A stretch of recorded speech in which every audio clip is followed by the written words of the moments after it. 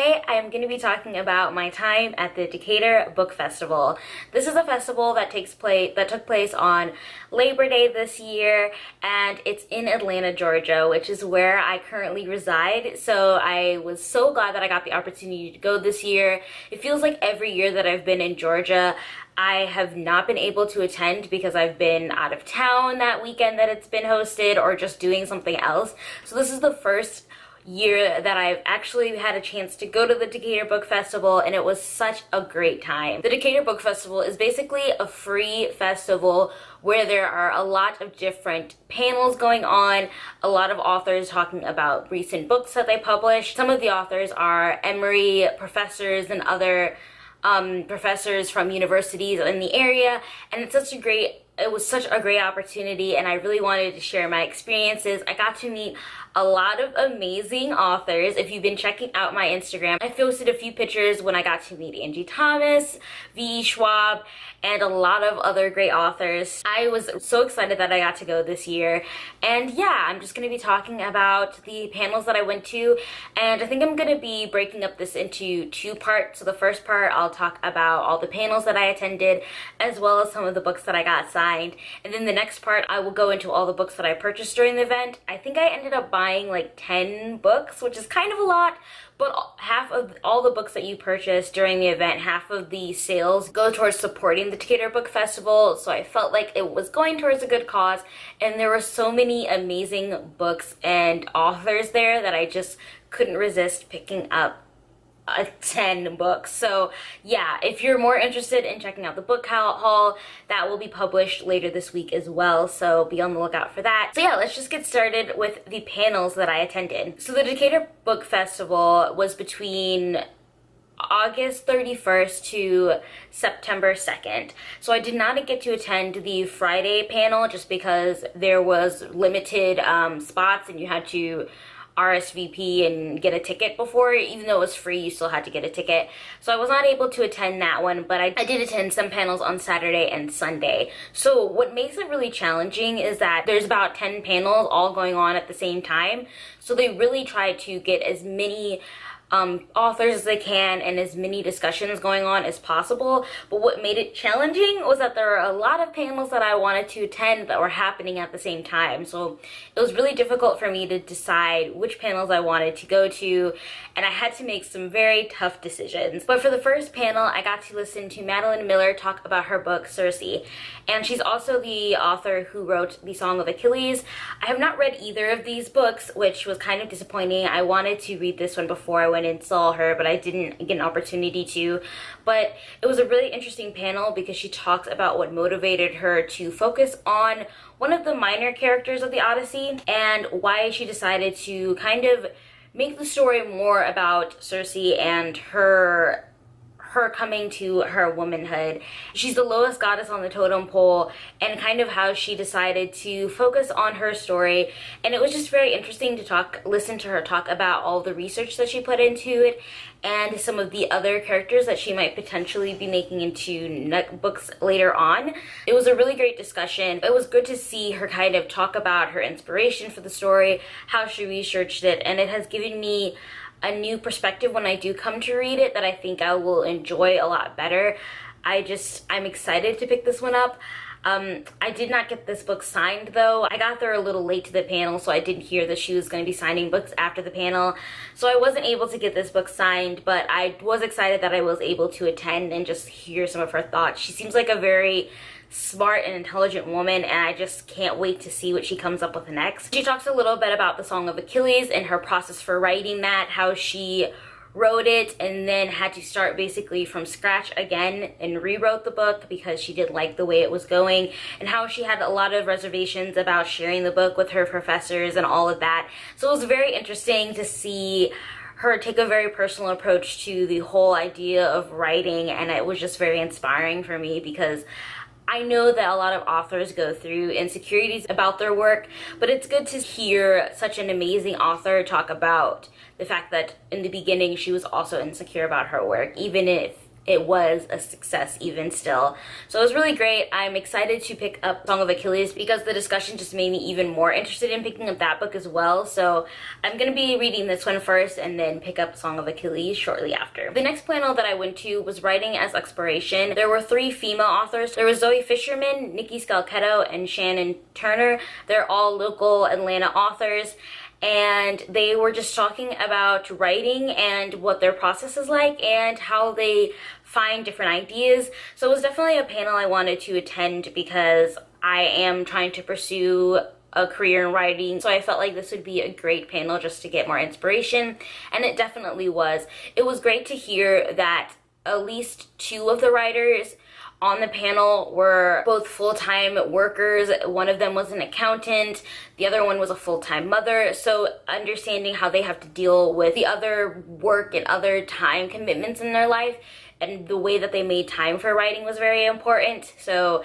I definitely took that to heart, and I'm trying to instill that kind of in my own daily life to make sure that I make time for myself, and that means making time for my writing. So that was very nice. And just to hear how some of them kind of are both nonfiction and fiction writers and how they make that transition, how they decide how much of themselves to delve into their stories was very interesting. A lot of them say, you know, writing is about writing your truth, but it's also some truth is a little hard to bear, so a lot of them decide to use their experiences and turn it into a work of fiction as a coping mechanism, because the nonfiction is just too raw for them. And it was interesting because one of the authors mentioned the idea of whether or not you're being too open as like exfoliating. You need to exfoliate, but you know when you have to stop and when you can go more. And that's kind of like the process of being open and about your emotions and being open to your readers. And I thought that was really interesting. It was definitely an inspiring talk, and it has made me want to go back into writing despite all of my fears and anxieties about writing again. But yeah, I really enjoyed that talk. The second to last panel that I attended on Saturday was for the book Empress, The Astonishing Reign of Noor Jahan by Ruby Lal. And I had never heard of this book until I was looking at the agenda for the panel discussions, and this really piqued my interest. I think it's very similar to Cleopatra by Stacey Schiff, where it covers a female emperor during the Mughal Empire. Ruby Lal is actually a professor at Emory, and she wrote this book because she does history, and she was seeing a lot about this female emperor and this empress, and she decided to kind of cover her story. She was the 16th wife of the king, but somehow had a lot of control in how the empire was run. She also did a lot of inspiration with architecture. Her architecture was eventually inspired the Taj Mahal. And she was an avid hunter. She hunted tigers and all of that. So she seems like a very strong female character, and I'm really excited to read this book. And I'm glad that I actually ended up checking it out because I had never heard of it. And it just seemed like an amazing book. I also got the book signed, which is really great. I don't know if you guys can see that. Yeah. So I actually got the book signed, and that was really great too. So I am really excited to read this very soon. It just seems really cool. And so that was the second to last panel that I saw. There was a time slot for panels that were happening right after, but I wanted to attend the panel that was happening at 5:30, which was The Hate You Give by Angie Thomas. And I wanted to make sure that I got there early, which was a good thing because the line was crazy.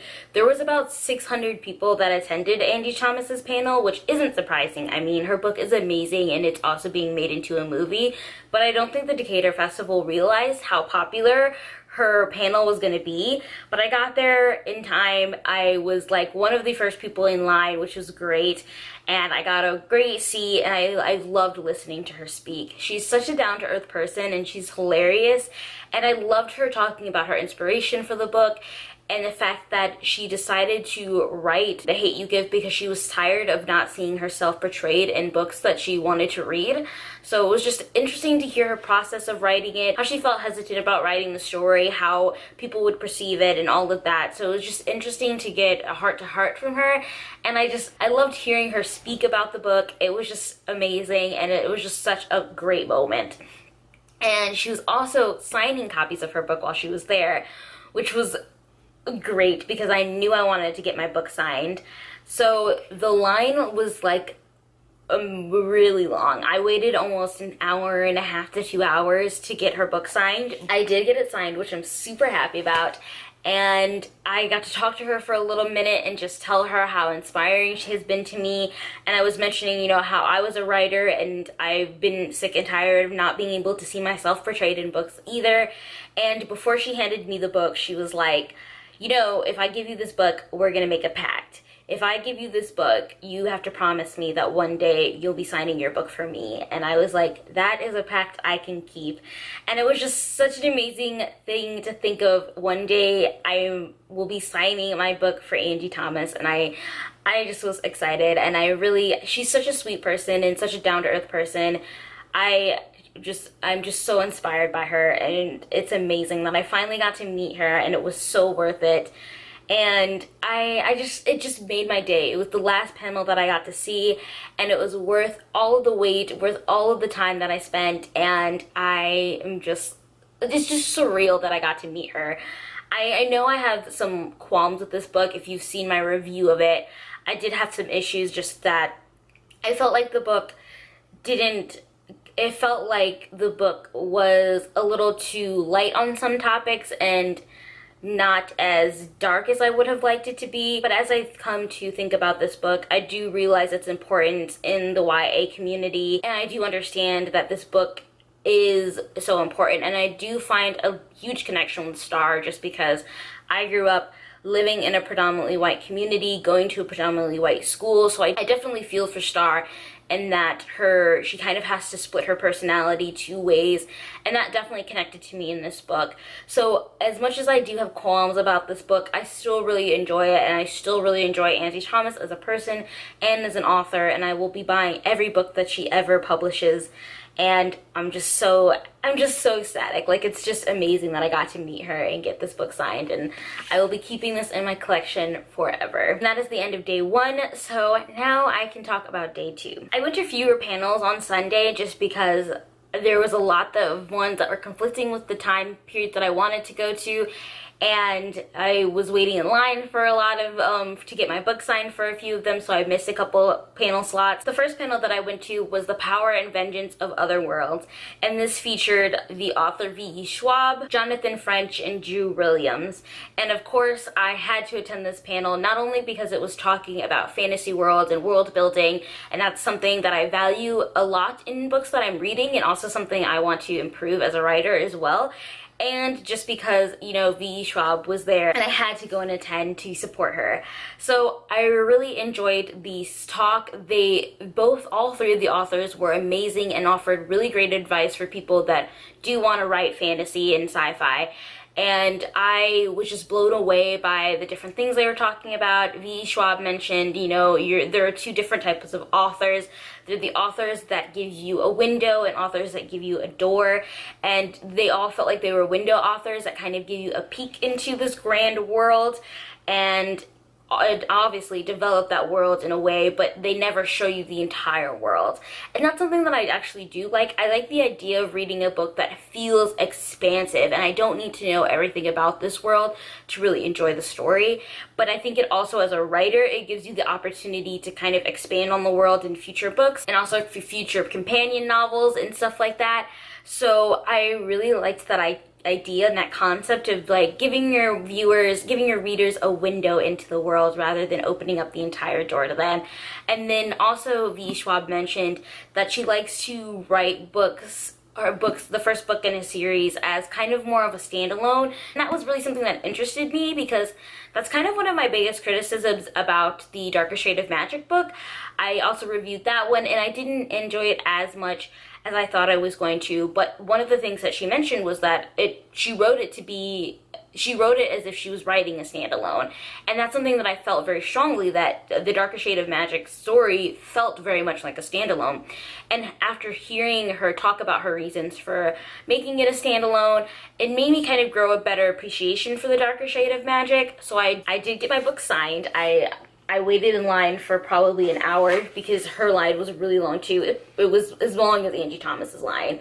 But I got my book signed, and I told her, you know, I thought that when I was reading The Darker Shade of Magic, even though I knew it was a series, it felt so much like a standalone. And she was saying, yeah, you know, I wrote it like this because I realized that a lot of readers are going to fall off after the first book in the series, but I want to leave them feeling satisfied with the book. And that was something very interesting to me. So yeah, but I will be continuing on with the Darker Shade of Magic series as well. And the last event that I attended was Tayari Jones talking about her book, The American Marriage. This is actually being made into a movie by Oprah, which is really cool. And I have not read this one yet, but my mother picked it up and we both went to the book festival together, so she wanted to attend. And I am super excited about this one now that I know a little bit more about it. I mean, I know that originally it's about a couple, an African-American couple, where the man gets accused of rape and then gets sent to jail, and it's kind of about the relationship and how they maintain the relationship while he's in prison. So I knew all of that, but she mentioned that there is also kind of like a love triangle in this, and I know I have my vices about love triangles, but an adult love triangle, I definitely have to check that out. It seems like something I would be into. So her talk was really interesting as well, and a lot of people had really interesting questions. I didn't realize this, but the woman that accuses him of rape is never her race is never identified, and she talks about how she did that intentionally. She didn't want the book to be about a false rape accusation because she didn't want it to feel like women were falsely accusing men of rape, but it was about this woman feeling that she truly identified the right person and all of that. So it was less about the rape accusation and more about the challenges of dealing with mass incarceration and how men handle being in prison for a crime that they were falsely accused of, and how their families are dealing with that outside of the prison. So it follows both the husband and the wife in different chapters. So I'm excited to read this, and I was really excited to hear her talk about the panel. I have a few pictures of her with her as well, so yeah, I've probably been posting pictures on this in this video of me with the books that I got signed as well, and I did get this one signed too, so I am super excited about that. And yeah, I'm just happy that I got the chance to meet her as well. So those are all the panels that I saw at the Decatur Book Festival. It was such a fun time going. I really enjoyed all the authors that I got to meet and all of the panels that I got to sit in. It gave me a deeper perspective on a lot of the books I've already read, like The Heat You Give and A Darker Shade of Magic, and also made me inspired to check out a lot of the books that I had in my collection but just haven't got a chance to read yet. And it sparked my interest to start writing again, so I really enjoyed my time. In the next couple of days, I'll be posting my book haul where I show you all the books that I got, because despite all the books that I got signed, there are a handful of books that I also purchased as well during the event. So stay on the lookout for that, and thanks so much for watching, and I will see you guys very soon. Bye!